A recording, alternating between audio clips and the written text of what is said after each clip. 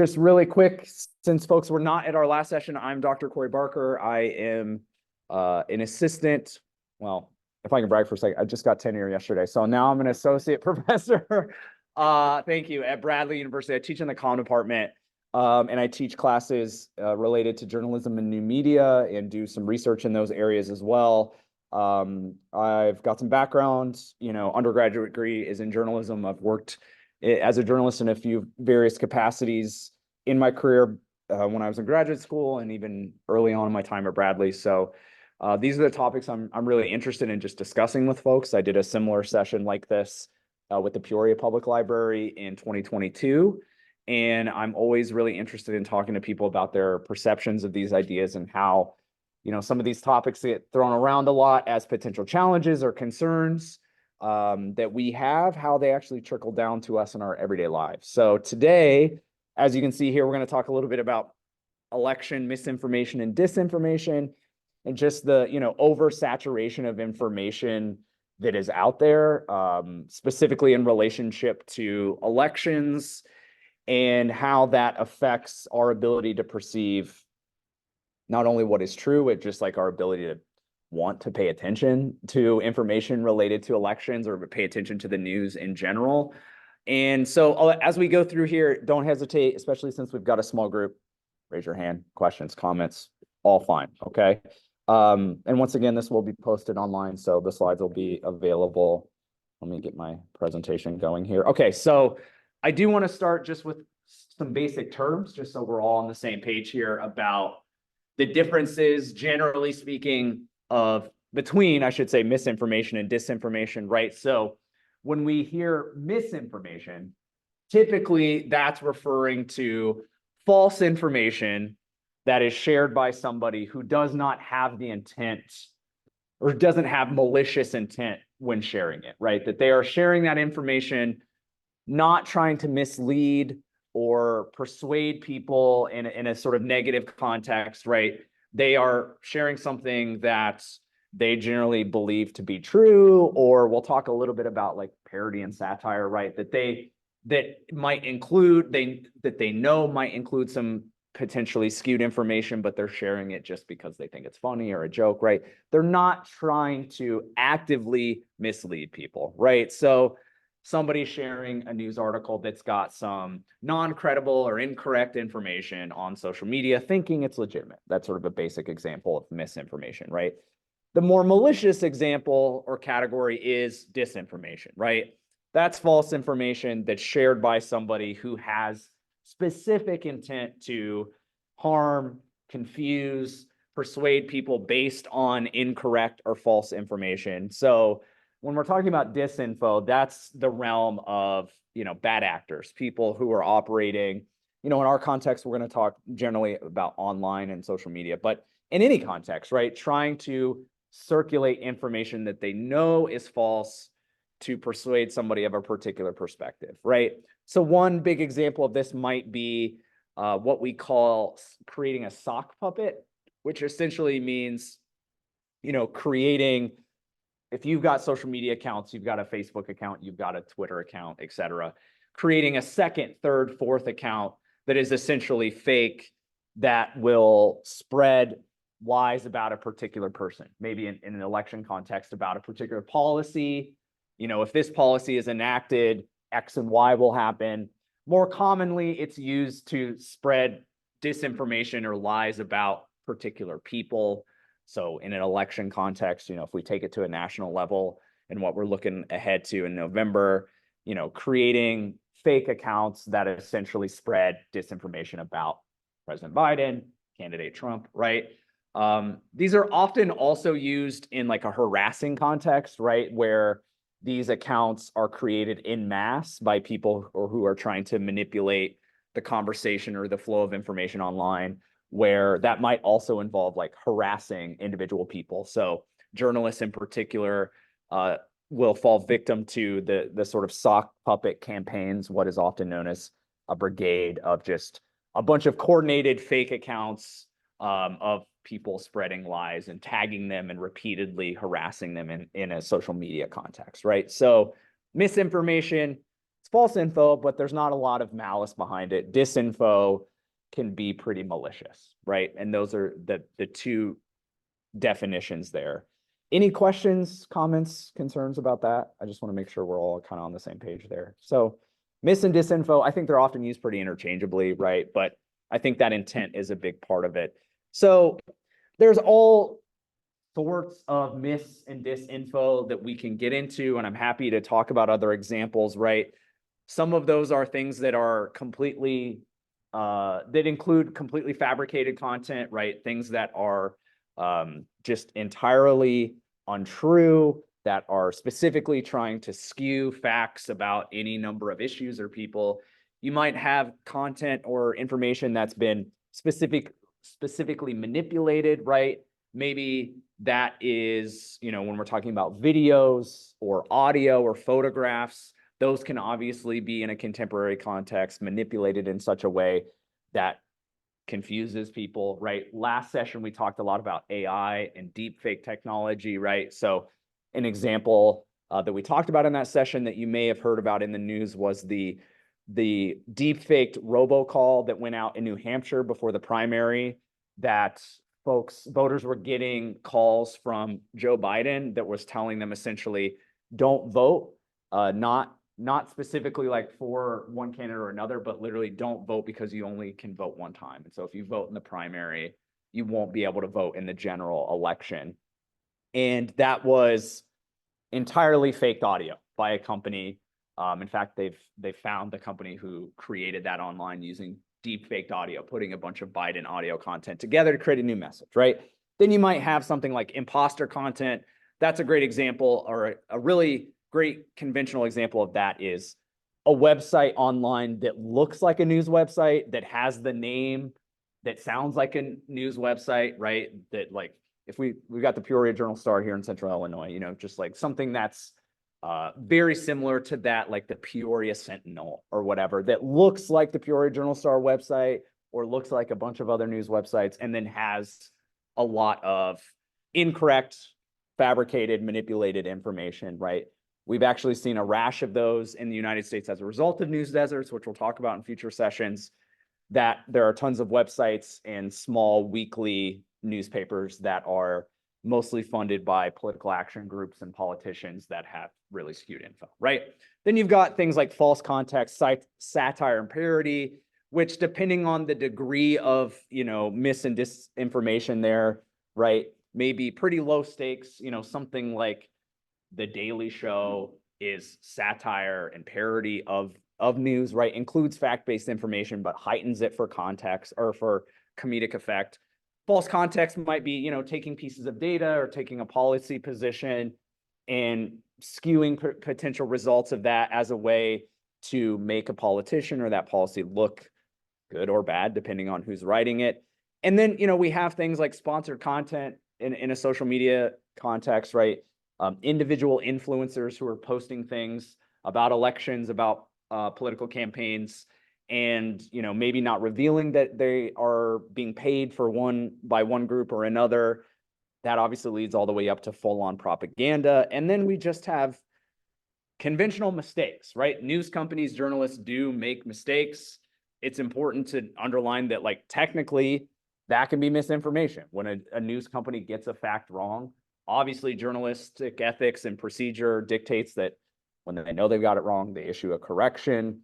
A lot of times, though, those corrections get buried at the bottom of the story, right? And a lot of people don't see the correction in the same way they see the first example. So there's all different types of mis and disinformation.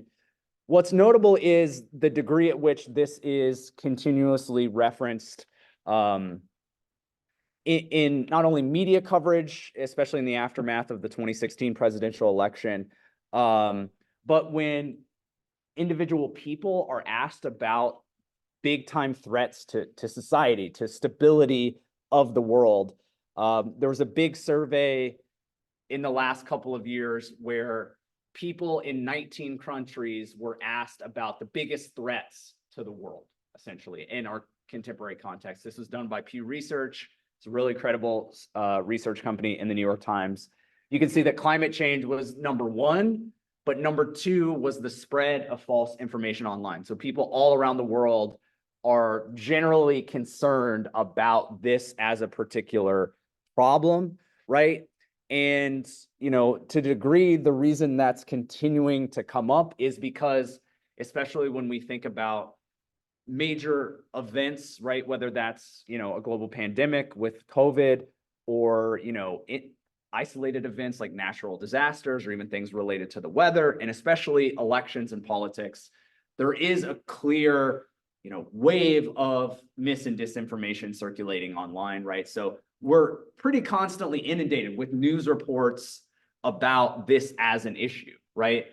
Notably here, thinking about how this operates on social media, lies about voter fraud and election integrity continue to spread, even though obviously voter fraud as an actual practice is really, really rare. And we'll talk about what some of those categories of, you know, claims about voter fraud are. But according to a New York Times review of trends and consequences, you know, the focus is often on stuffed ballot boxes, rigged voting machines, fraudulent voters, right? Those sort of things. And obviously, each new social platform that gets introduced and gets, you know, more popular. So right now, the newest one is TikTok, right? Each one of those that gets introduced becomes a hotbed, a site for mis and disinformation, right? You know, if we even stay with the ones that we generally use on a regular basis now, Facebook is a hotbed for that, then Twitter, you know, Snapchat to a lesser degree, just based on the way that that information circulates. But then Instagram, you know, places like YouTube, TikTok, et cetera, right? So people think that this is an issue, and specifically related to election information. We see a recurrence of specific things that are mis and disinformation, right? So the Brenner Center, which is a think tank focused on sort of justice and information and a lot of great research, they did extensive research on the 2022 midterm elections, right? Not quite as contested as what we saw in 2020, given, you know, the President Trump of it all at the time. So in 2022, not as contentious, but there was still an extensive circulation of election denial, mis and disinformation on social media. And a lot of the same things that we saw in 2020 continue to circulate in social media in 2022. So some of their research of analysis of tens of thousands of social media posts from August to November of 22 found that a large share of misinformation reflected themes that were similar to those in 2020. Prominent election deniers rely on a core set of false values around voting machines, mail voting, and voter fraud. We'll talk more about how to combat that with what they call pre-bunking later in the presentation. But so reoccurrence of these things and the ways in which people are connected on social media escalates this, right? So their research found like a really close relationship to the people who are circulating mis and disinformation. Like the types of people that do it are often closely connected and sort of reinforcing each other's behaviors on social media. So their analysis found, you know, this, what they called a clustering effect, reflected in key spreaders who on Twitter in particular retweeted, meaning reshared a lot of mis and disinformation. Our network analysis showed that communities are clustered around notable people. So high profile folks who are really active on social media, who are consistently sharing mis and disinformation, and then have a high profile on social media as a result. There's a few folks noted there who are politicians who were election deniers, right? Myra Flores, Mark Fincham, and Doug Mastriano in Pennsylvania. High profile folks actually in government or running for government at the state level who were basically pre-spreading election disinformation and denialism, you know, as they're campaigning, right? So what's really interesting about their research, because it went across a bunch of different platforms, is that despite the fact that this is really prevalent on all platforms, their approach to each platform is a little bit different. So notably, they found that compared to Twitter, YouTube, and Facebook, a platform like Instagram had generally less political content and election content altogether. It had fewer false narratives. It had fewer posts involving, discussions of fraud. Whereas places like YouTube had the highest volume specifically about fraud. And then Twitter and Facebook were spaces for just general discussion about, or perpetuating false narratives related to elections. So I think that's really interesting to show that, this trickles out across all of these different platforms, but depending on how the platform operates and its function, right? So Instagram being generally an image-based platform, image and now video, where you can do long captions, but like people don't read those. So, the extended sort of text-based rant about election fraud or election security, as it's often referred to, doesn't really fit on a platform like Instagram, but Facebook, where you can post for a really long period of time, a big block of text, or a platform like YouTube, where you can upload a video of yourself ranting about these things for an hour at a time, lends itself to extended explorations of this stuff, right? So even in a 2022 midterm election where, the most high profile person who's associated with circulating mis and disinformation about elections, former President Trump, is not running for office, all this stuff is still out there, right? And so then the lead up for 2024 is obviously we've got the recurrence of these two candidates. It's a presidential national election. And there are all these elections around the world also happening this year. More than like 45% of the world's population is eligible to vote in this year in like major elections. So obviously big concern. So I think what's important to ask then, we know this stuff is circulating all the time. We're told about this in the media, and we'll talk about that a little bit more. Does mis and disinformation like actually have an effect on it, right? It's important to ask the question, okay, sure, we're inundated with this stuff regularly, but does it change people's minds? Does it make them feel a certain way? So there have been a number of studies, especially in the last 8 or 9 years in the aftermath again of the 2016 election, trying to answer this question using various methods, different types of surveying, different types of interviews, presenting people to different types of information and websites. Generally speaking, I think it's worth noting that there is evidence that mis and disinformation related to politics and elections does motivate people to make particular decisions or believe particular things. So a few examples from studies here.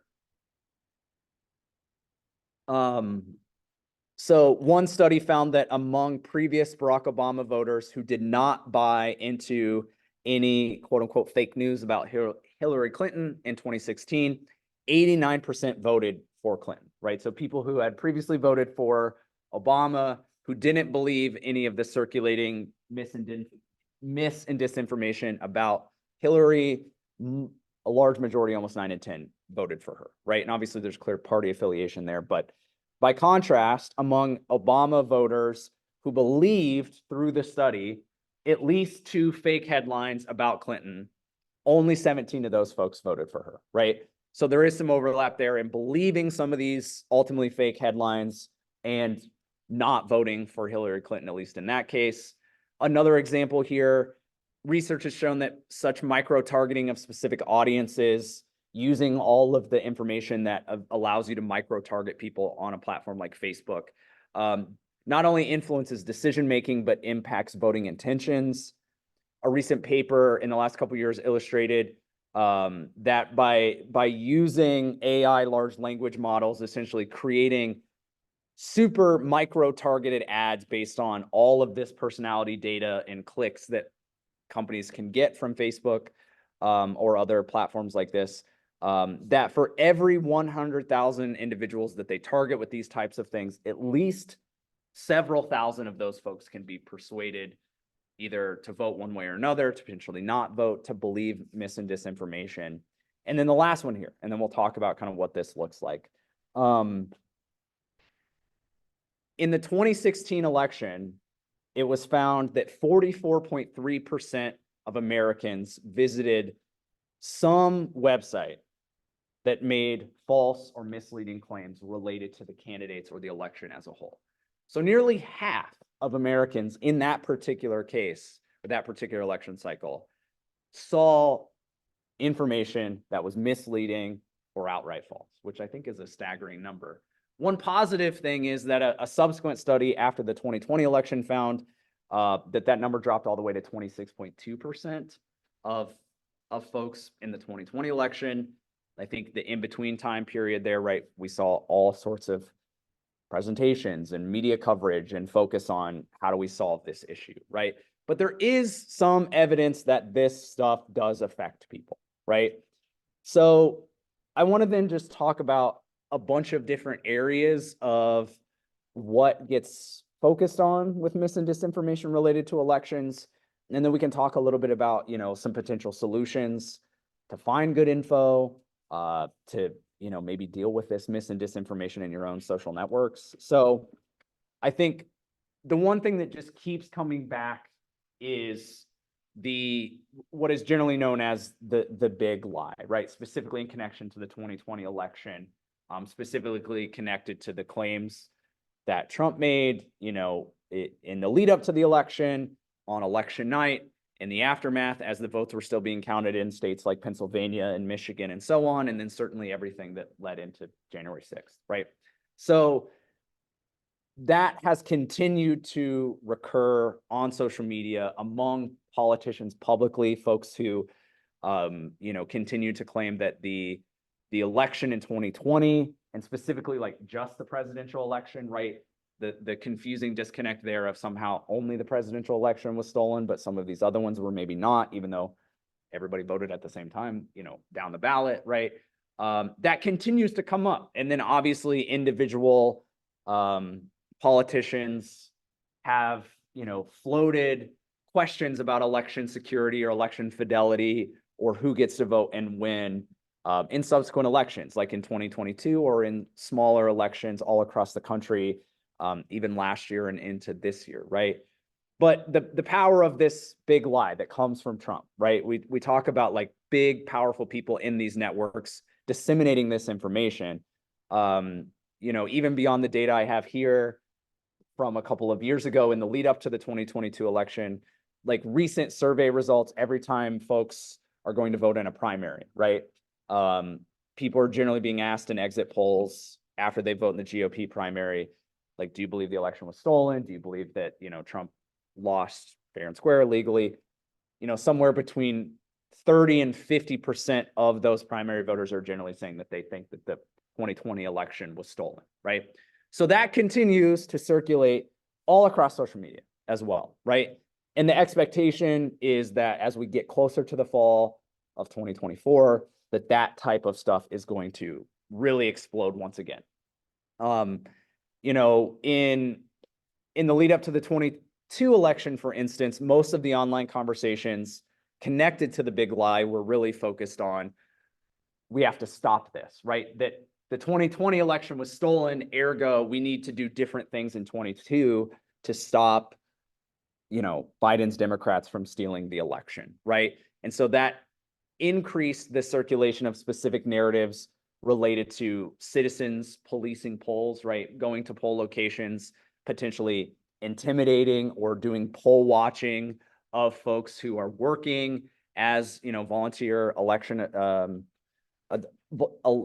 volunteers, right? So you can see that in summer of 22, that bottom paragraph on the right-hand side, from July 27th to August 3rd, the second most shared tweet about the midterms was a photo of people staking out a ballot box with the message, quote, residents are determined to safeguard the drop boxes.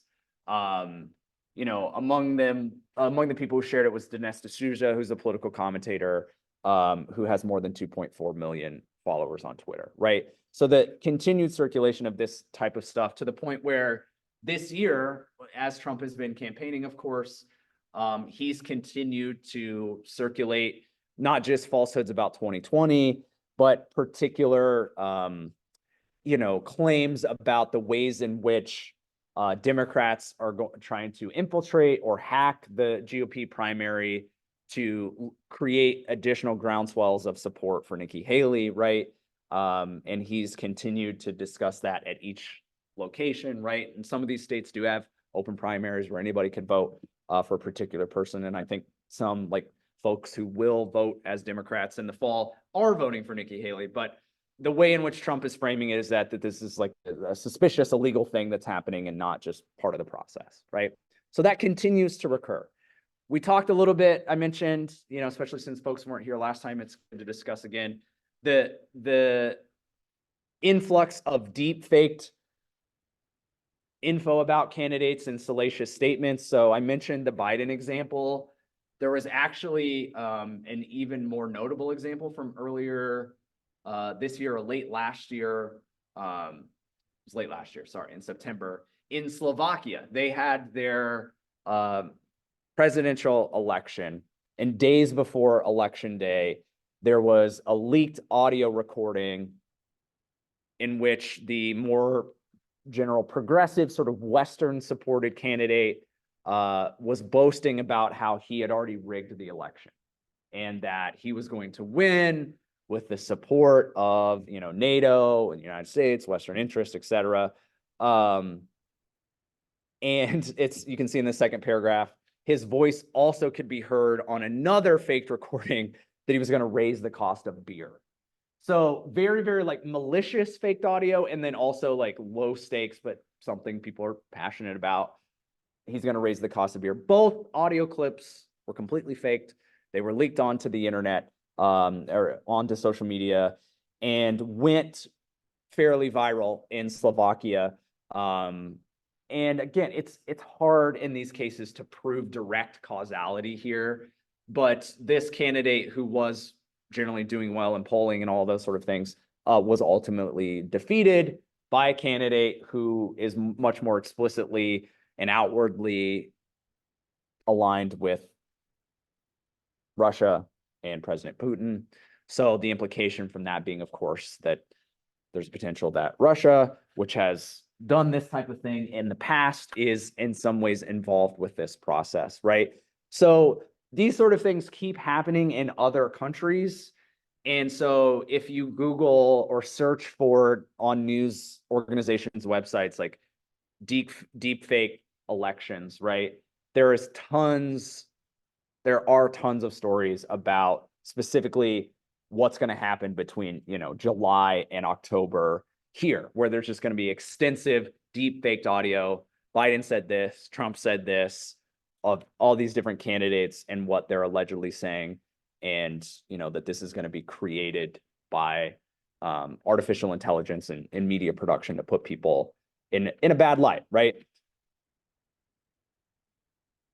It's also worth noting here that increasingly these disinformation campaigns are specifically targeting minority groups and especially Spanish-speaking voters who live in the United States, right? That's obviously a growing population that is based on recent elections, to some like increasingly and surprisingly more conservative than what was previously thought about that growing demographic of voters, right? And what's notable is that a lot of this mis and disinformation that's targeting these folks is bypassing what we would think of as like conventional media outlets. So there is, of course, this on social media, this on radio stations or television platforms that it's sort of skewed or out and out disinformation for these speakers. But increasingly what we're seeing is in direct text message or direct like text messaging apps like WhatsApp, which is used all around the world and allows you to connect really easily. For Chinese Americans, they use a platform called WeChat that's really popular in China, right? And these text-oriented platforms or products are way, way, way less like regulated than even social media, right? It's really difficult to regulate like the text messages that people are getting.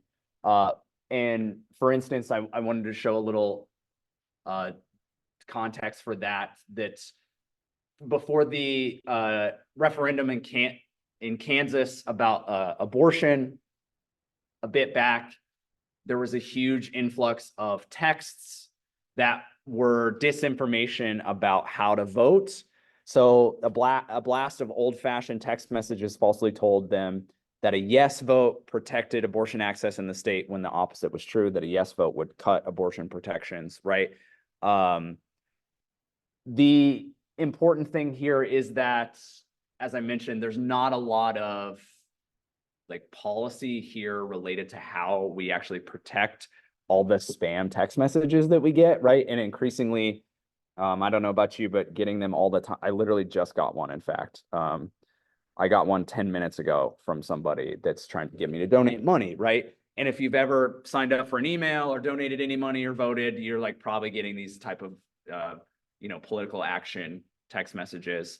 One reason why we're getting even more of those is in 2020, actually, federal restrictions on political text messages were loosened right before the 2020 election.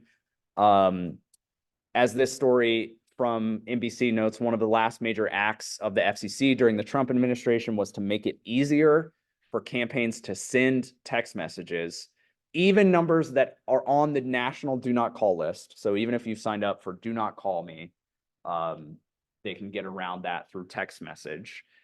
The loophole is the rule has to be that each message has to be sent by a person and not an automated system. So on the surface, that would seem like, okay, well, they can't send that many texts en masse. So this would protect us. We won't get flooded with just ads, calls for donations, and mis and disinfo.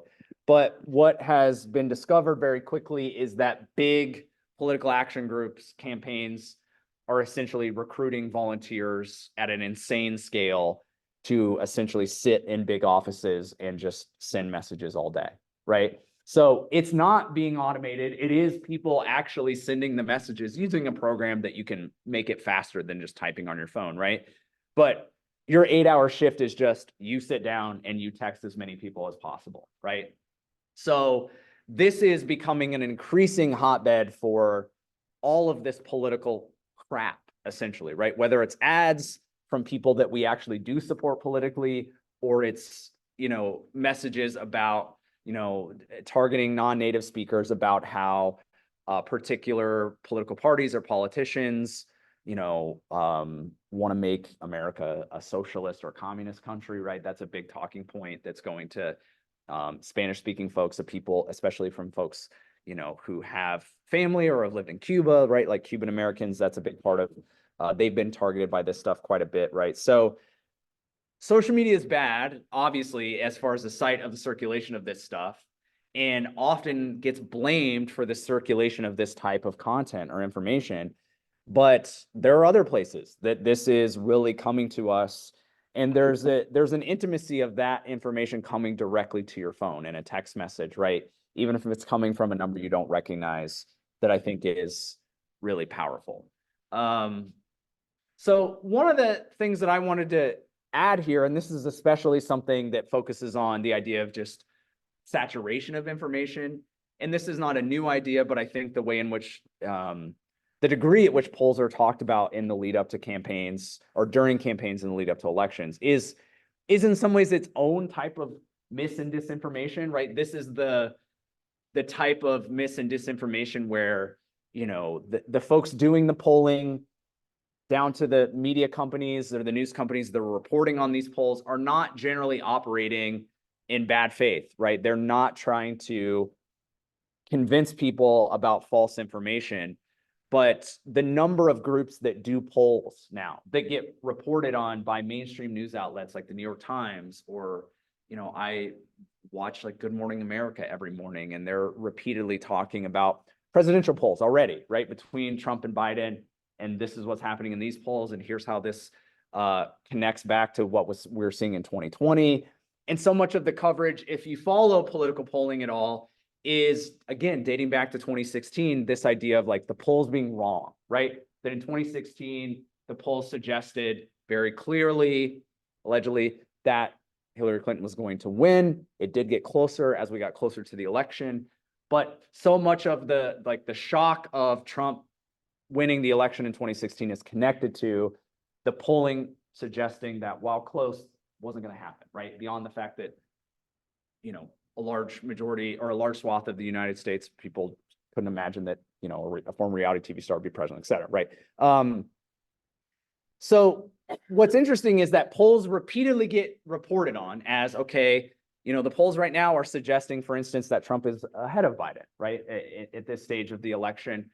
But then so much of the coverage of polls is also like, here are the problems with polls, right? So like you go to the New York Times website, you click on their election coverage, and the most recent story is, here are the reasons why the polls are skewed and we're trying to interpret them. And then the next story just reports on the polls as if they're not skewed and as if it's a fact, right? And so that just oversaturation specifically of polling data, and also stories about how, well, the polls are always skewed, and maybe in 2016 they were skewed towards Hillary Clinton, and then in 2020 they were sort of skewed towards Biden based on the ultimate results, but maybe not as much as we thought. And now in the post, like the overturning of Roe, like they're now skewed too far towards conservatives, and Democrats are showing up in these elections. And that just creates this huge confusion about what the hell is going on and what people think, right? And so much of the coverage then after the election is not necessarily about, okay, here's what happened. It's about, was this a referendum on were the polls correct, right? So even just now, this past week, right? So South Carolina, Trump wins South Carolina, like 60-35 or whatever against Nikki Haley, right? And that's a little less than he's been polling, but also under, what he had been doing previously, right? So the New York Times big article on Monday was 3 theories for why Trump's primary results are not matching expectations, right? So there's an oversaturation, not just of the, sort of horse race coverage of politics, but just a bunch of data. And the question is always, is this data accurate at all? And should we continue to cover it? But then there's a new poll and it's like, now we're covering it, right? And so that ongoing cycle of misinformation or oversaturation of information that seems credible because it's like data, it's numbers, right? And people have been asked these questions is, I think, really, really contributes to the confusion surrounding election and election information. Even for folks who don't intensely pay attention to polls, right? That eventually trickles down to morning news or is on the headline or appears in social media posts, right? So those are some of the areas of topics that emerge, places where mis and disinformation related to elections and politics keep emerging. But I'm curious, and I've got more here about how we deal with this, but I'm curious to hear from folks, the things that maybe you're seeing that you think are a problem in this realm, or questions that you have about when you encounter this information. Just any thoughts that you want to share? I think it's really hard, for a person to know what is misinformation, what isn't. Yeah. I mean, just identifying it as misinformation is the difficulty. Yeah. It's a great point, right? And I think, so much of even the way this is reported on, right? Like there's an argument to be made that the media, the sort of mainstream, like classic media apparatus in the United States, right? Your network news is, even like CNN, New York Times, Washington Post, Wall Street Journal, that their like continued focus on misinformation and disinformation is a problem, that creates this environment where we are consistently more skeptical than maybe we even should be of seeing things, right? That we hear this all the time, that we're inundated with misinfo. So then every time, or often when you encounter things, it's like, well, is this true? Or is this misinformation? Or that, like it's this really cyclical relationship of mis and disinfo exist. Media focuses on it as a problem. So now we think about it as a problem, but are we really seeing it all the time, right? Well, I think part of the problem is where you get your information. Mm-hmm. I can talk to Gail, and depending on what news sources she uses, Yeah. versus the ones I use, we may be seeing a totally different, Absolutely. and it's hard to figure out what is the misinformation, what is the correct information. Yeah. So one of the things I'm hoping to figure out is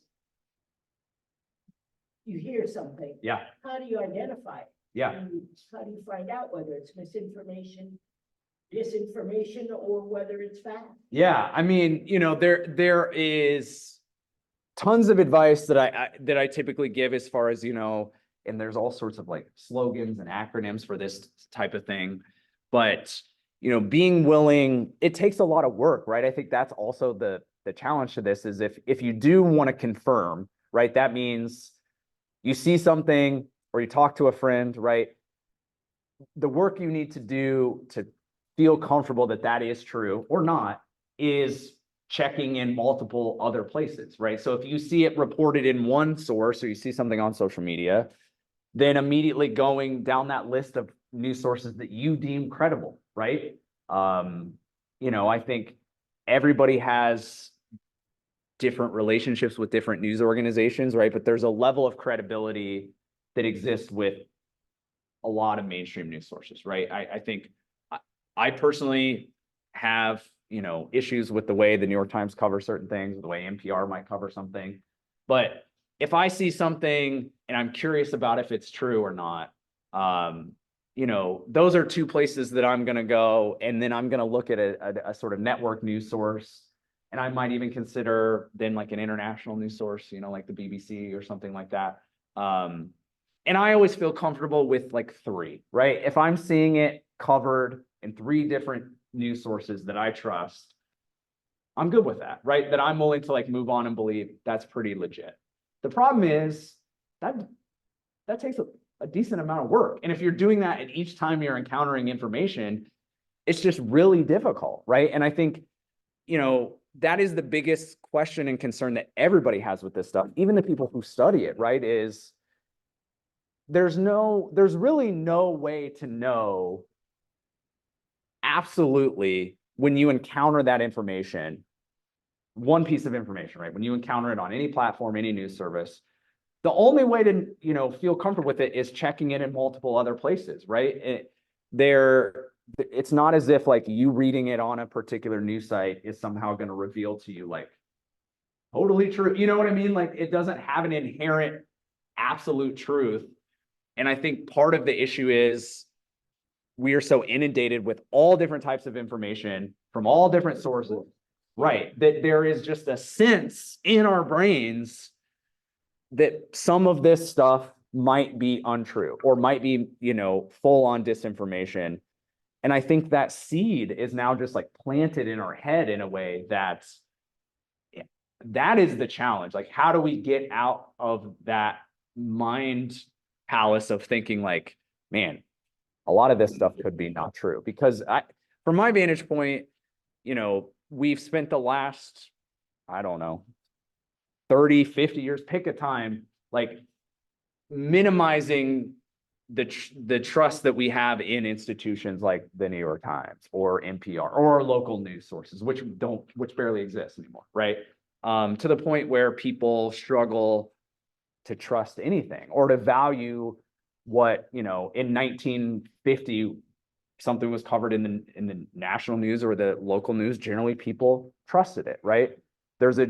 If people are surveyed every couple of years about their trust in institutions, whether that's government or that's media, public health, as we've seen through COVID, and just the general trust of any of those things is just, right? And the news being looped into that makes it really difficult to imagine a world where at scale, like a large number of people feel more trust in these types of things. So then that means it trickles down to us as individuals to decide, well, I care about this stuff. I want to know, right? So I then am going to look at 3 different news services.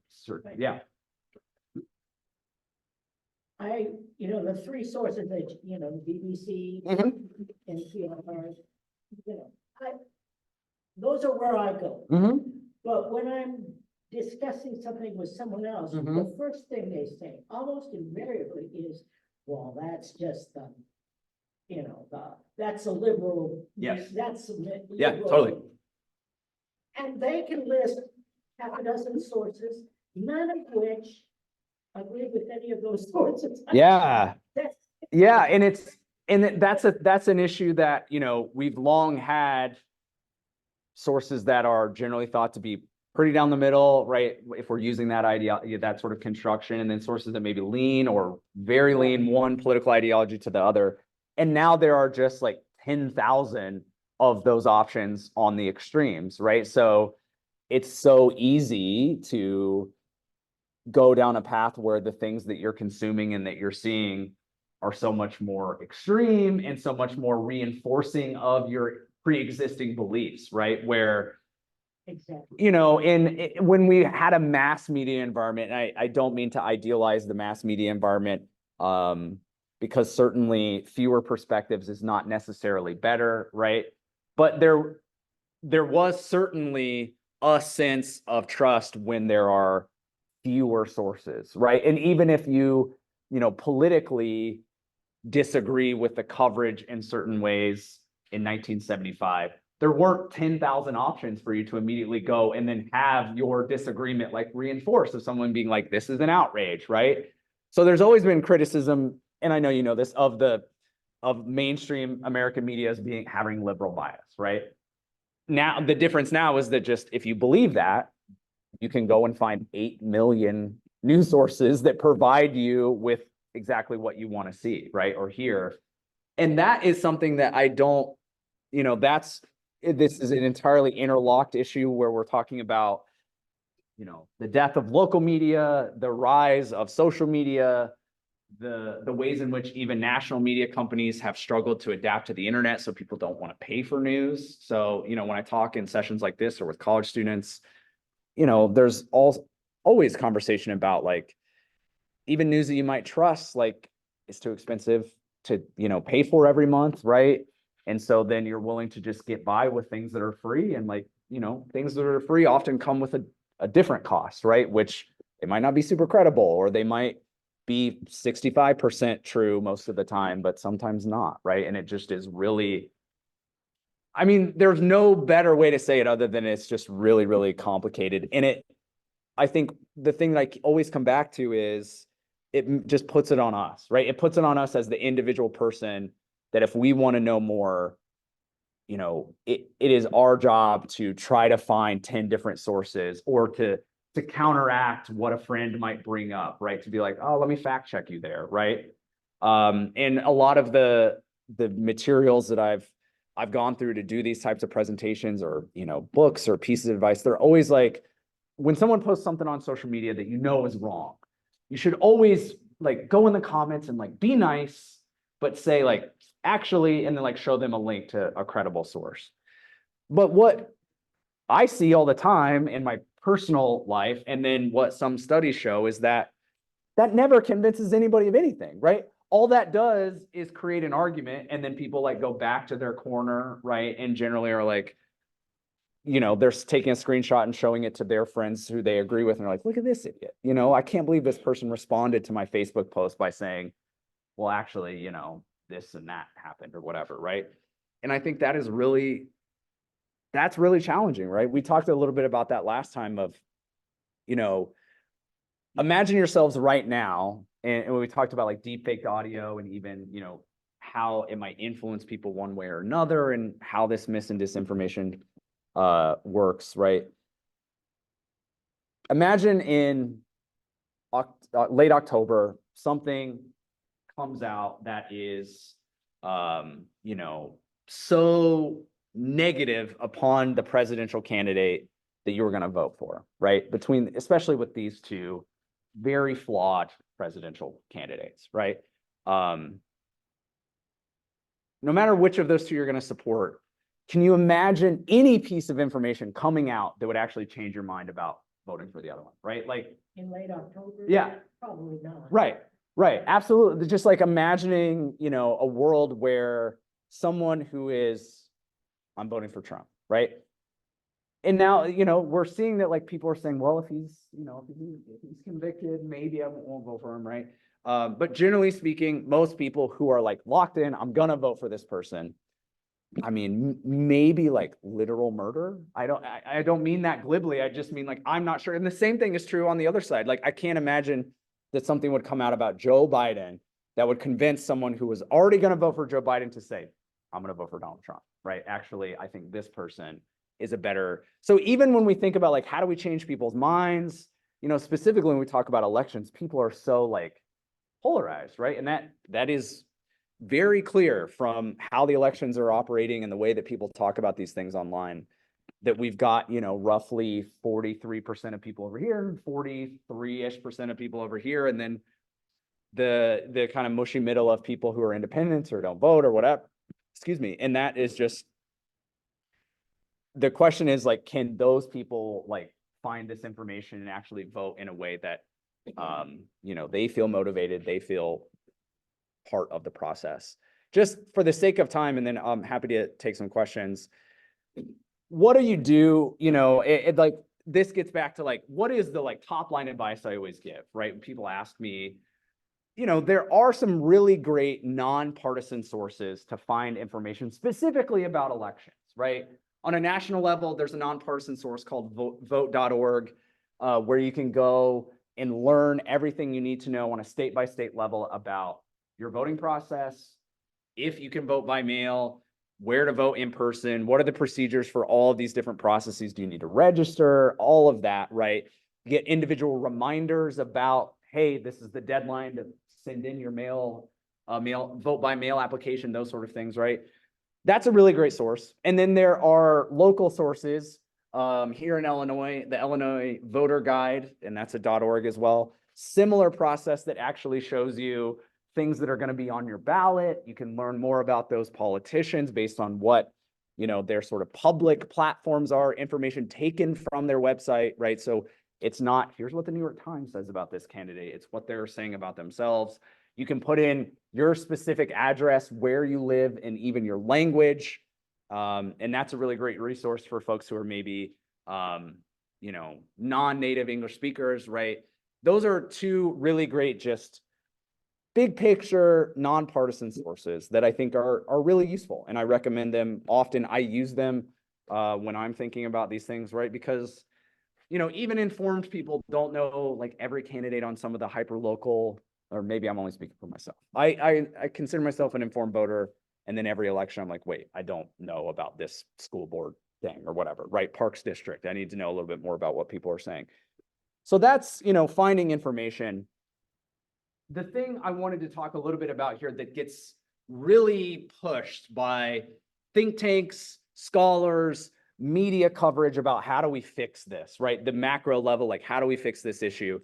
The big term du jour is pre-bunking, right? Instead of debunking, we're now talking about pre-bunking. So, you know, most of the debunking process happens after the fact, right? Someone posts something that they've encountered that you know, in this case, is false, and you've now told them in conversation or on social media, said, well, actually, here's why that's not true, and here's some information that I believe is credible.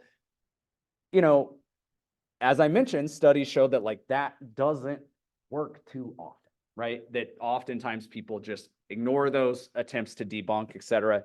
So there's been a push to actually pre-bunk, right? Which is a silly phrase, but I think it's an effective way to describe this. To essentially use what we call as inoculation theory, right? To inoculate people from the hallmarks of what misinformation and disinformation often looks like. So this particular article about pre-bunking talks about how, you know, this rhetoric has clear markers such as scapegoating particular groups of people, or using sort of, you know, straw man arguments or false dichotomies, right? That the argument goes, we should teach people how to understand the ways in which the rhetoric is used, the ways in which, you know, in political ads or YouTube videos or social media posts or hits on TV, right? The way in which people talk, you know, there's a consistency to it, even if we're talking about elections, or we're talking about a vaccine, or we're talking about climate change, or we're talking about, is the earth flat or round, right? The way people talk about these things when they're trying to misinform or use disinformation is often the same, right? So this inoculation obviously comes from, you know, actually inoculating people from infectious agents, right?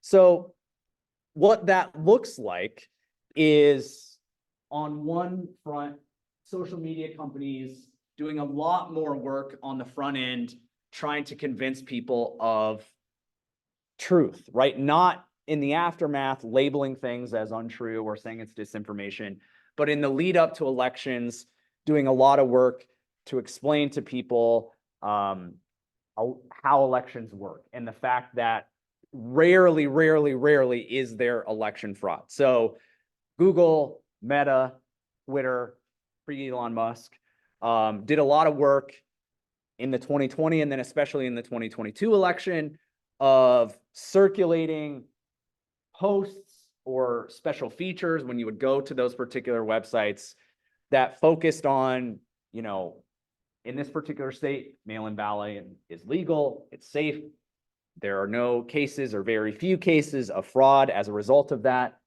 and repeatedly just hammering way before we get to the election actually occurring that this is legal, safe, whatever, right? And then Twitter actually in 2020, they surveyed people after who saw this, right, related to mail-in ballots. It found that 39% of people reported they were more confident that there would be no election fraud. 50% paused and questioned what they were seeing, which is good.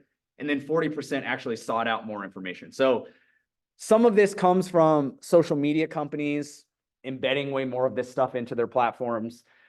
A lot of, you know, nonprofits, think tanks, like researchers have created like games and, you know, interactive features that people can basically, you know, play those games or toy with those features to learn about, here's what mis and disinformation looks like. And they're trying more to circulate that among the general populace so that people can start to recognize what this stuff looks like. But, you know, that again relies on these big companies to do the right thing. And notably in the, if I can skip ahead here for a second, in the Musk era, right? Elon Musk is literally posting like lies about election security himself, not just allowing it on the platform, like literally tweeting it himself. And has of course fired a lot of the sort of team of people who did the pre-bunking that we just talked about. So this requires these companies to actually do this sort of thing. And we have to trust that they're going to do it right, which again, you know, puts a lot of faith in companies that we maybe shouldn't rely on too much. In contrast, right, one thing that is worth noting, Meta just announced this week that they're preparing for parliament elections in the EU, all the different things they're doing, trying to fact check more, you know, making sure that they don't have deepfaked information on their platforms, that they've created an elections operations center to identify potential threats and put mitigations in place. But again, a lot of that is like after the fact, right? Things have been posted, we'll take them down. Maybe the most controversial thing that you've heard about potentially is that another Meta or two Meta companies, Instagram and Threads, their Twitter competitor, right? All of these are owned by Meta, which owns Facebook. They've announced this month that they are going to deplatform or not show people political content, right? You have to opt in to seeing political content on these spaces.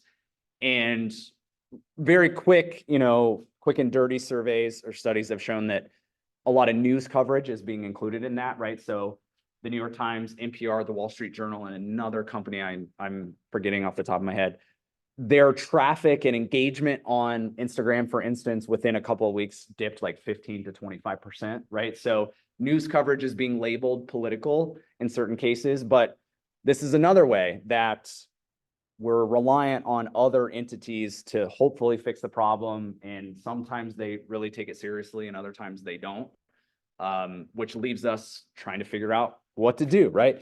The last piece of advice that is often thrown out there, and this is to your question, and we'll open it up to more questions and leave it at that. But one of the things that gets thrown out there a lot is just basically like, be nice, right? Which again, I think that there is value from this, that like a lot of the discourse and instructions and advice for this is you're not going to change people's minds on social media with the link, right? But what you could do is when you're in person with somebody, talk to them about these particular issues, and try to be positive and try to be nice about it instead of saying, actually, all of the things that you're hearing are untrue, right? So in the case of like election security, presenting people with statements and talking more affirmatively, right? Overall, I trust the process for counting votes in our elections. I believe that our elections are secure. What do you think, right? Trying to create a more positive space for conversation as opposed to, immediately taking it to the place of people are spreading lies about elections, right? Looking at it a little bit more positively. I personally am skeptical of this approach, right? I feel like we need a heavier hand, but there is some value to having that interpersonal trust with people and trying to remain positive about things that you believe in, as opposed to starting that conversation from the framework of you don't know what you're talking about, or you've been watching too much MSNBC or too much Fox News, right? And maybe there's value, right? I think we're going to have to see and study the long-term effects of that, especially in the relationship to political and election mis and disinformation. But yeah, I mean, there's a lot of different strategies, and the reality is that we're in some ways out on our own trying to figure out the best way to do this while, especially social media companies pick and choose when they want to take this seriously or how seriously they want to take it or what taking it seriously even means, right? So I'll leave it there for the sake of time, but if folks have questions or just want to talk more about this issue, I'm happy to hang around. So thank you, folks. Thank you. Any questions or comments?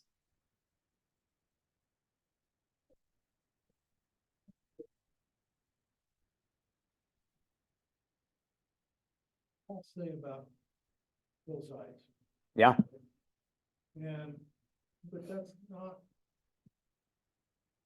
equating it to looking at opposing views and trying to find where the truth lies between those two extremes. Yeah. I just can't get, we all tend to gravitate towards our own bubbles. Absolutely. Yeah. Absolutely. Yeah. And I've found that there's a lot of value to going to perspective, a news source that maybe you don't even consider incredible, but it helps you learn. Yeah. What's their thought? Yeah. process. What's going through that? Yeah. What are they talking about? What is absolutely? And you put things. Yeah. I mean, positive things. The word, it's like Yeah. create mistakes. Yeah. Totally. Or cherry picks. Yeah. Things to make it also. I find anybody that's unwilling to look objectively across the spectrum. Yeah. Yeah. I mean, I think, in some ways, I tell my students this all the time, and it's emerging, but it's also still controversial, right? That like, in some ways, the way in which journalism has been done for so long it's not the main cause of this, right? But talking about how complex these issues are, right? That even the way that journalism is talked about or teaches people the idea of like both sides, right? The idea that there are only two sides to serious debates about things, and that and then the worst version of that is that both sides, when we say both sides, we don't mean two perspectives on an issue. We mean, in our case, like Democrat and Republican, that like both sides don't mean differing perspectives. It just means political perspectives. And I think that that has not helped, right? That there's a sense that even quote unquote credible news organizations have the tendency to present to you information as if there are two maybe equally weighed sides that represent very clear political ideologies. And that even, the best version of that is that they present those to you, they don't put their thumb on the scale, and it's up to you to decide like where you fall on the topic.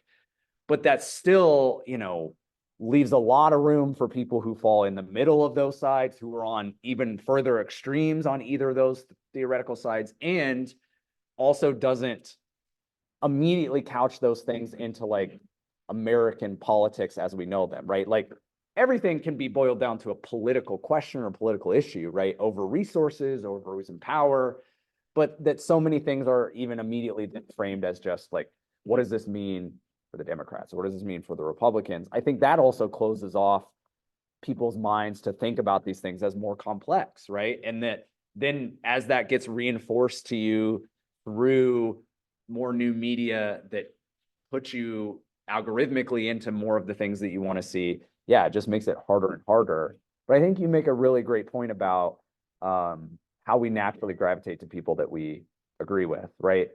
Or at least represent generally, you know, our worldview. You know, a lot of the blame in the late 2000s into the early 2010s is social media creates what we call filter bubbles, right? That algorithmically, by seeing the same things over and over again and liking those things, we tell those platforms, here's what I like and therefore what I don't like. And that is true to an extent, right? But a lot of research in the last few years in media and communication, even in, you know, some social psychology is underlining that like we do that without social media too, right? It might not be as pronounced, it might not be like algorithmically generated, but generally speaking, we pick friends that we like the same stuff as us, generally agree with, right? If you have friends that you're always arguing with outside the context of social media, they probably don't remain your friend forever, right? But I think these are issues that have existed long before all of these platforms got into the mix, and then they have just helped, you know, catalyze it. They're not to blame. It's not a Facebook problem. It is just a problem that has been made so much worse by these platforms. And it is, yeah, you're absolutely right. It's hard for folks to accept nuance. It's hard for folks to accept different perspectives, even if they absolutely disagree with them. It's really challenging. Once they get Totally. yes. Yeah, it's really hard. And that's the, you know, like there's tons of examples of, you know, interviews and documentaries and folks who, you know, family members of folks who have fallen victim to conspiracies, or people who have, you know, escaped the conspiracy essentially. And just, you know, yeah, all those reflections are just either family members saying, or those folks saying, I basically couldn't be reasoned with, or even emotional appeals wouldn't pull me out of this particular conspiracy, right? And I think, you know, thinking about how all of these things cascade together, right? Just COVID and the degree of which people were at home more and on their devices more, like we saw the acceleration of some of those things, right? That it's going to be hard to undo that for the next 20 or 50 years, right? That people who spent so much time online and not social out in the world with people they know or people they don't, right? I think that we're gonna have lingering effects for that for a long time, unfortunately. Yeah. Well, thank you for sharing in the midst of all the confusion, some of the. Yeah. That, like the nonpartisan Illinois voter guide, and is it vote.org? Vote.org, yeah. And some other techniques that we can use to maybe seek out our own accurate information, even if we're not able to convince other people about who knows what, but that was really helpful. And I would just wanted to mention, if anyone wants to continue this conversation, same time next week, 6 o'clock on Tuesday, March 5th, the Peoria County Election Commission will be coming to talk about the voting process and what it's about, Yes. how it works, and what some of the myths that are out there, some of the, you know, just the practical ways of how it works, so we can understand that as voters, and be a little more informed about that too. So just a quick comment. Yeah. Especially if anyone No. else has questions. Yeah. Thank you. Anything else? Well, thank you so much, folks. I appreciate you coming out, spending some time with me this evening. Again, we're going to do these every last Tuesday of every month. So we got the next couple of events planned, but if you have any ideas, we're all ears. Thank you so much. So the previous AI one is